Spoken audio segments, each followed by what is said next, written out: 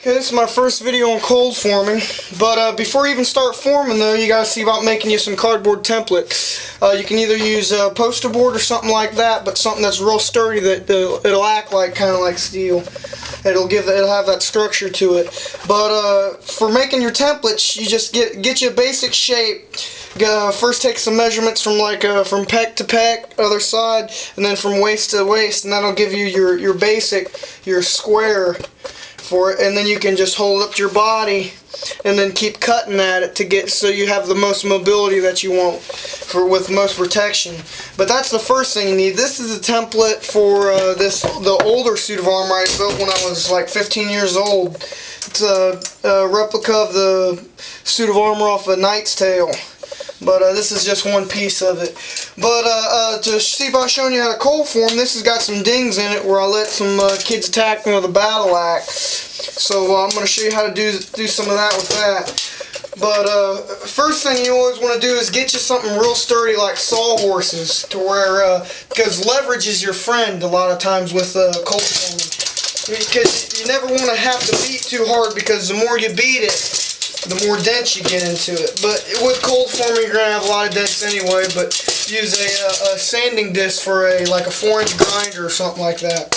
But to make the roundness of your curia or your breastplate, you want to see about spreading your sawhorses apart like this. Probably get about 6 inches in there, because you don't want too much of a spread. But well, once you start, you want a big spread, because you want to get that real deep curve at first, because you'll have that big plate. But you'll get the basic bend right in the middle, and when you want to start really bending it to your body, you'll get them about 6 inches apart.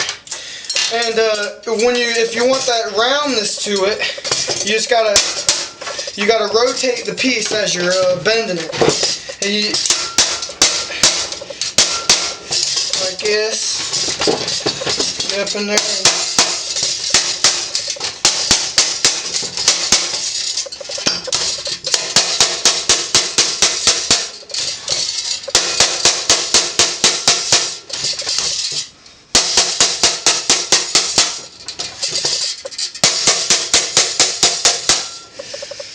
Yeah, that'll keep doing that back and forth, and you'll start to get it rounded. But the bigger hammer you use, the faster it'll go too.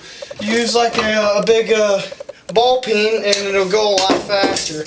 But this, it doesn't put as many dings, because it's a body hammer and the way I've rounded it, so it doesn't do as much damage to your piece.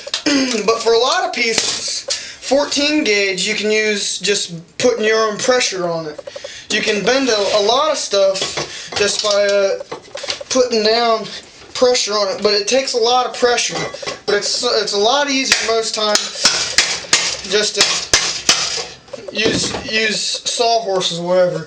You can a lot of times use a pipe and a vise, but it's kind of harder sometimes, because if you don't tighten it down enough, this will go move on you a lot. So, but yeah, that's the first part of it. But once you get the templates all made, it's pretty easy from there. But with cold forming, you kind of really have to, your design has to really be rounded more. You can't really do a lot of detail to it, because you're bending it. You have to bend it in one direction. This part, I was able to bend in two directions, around this direction, around this direction.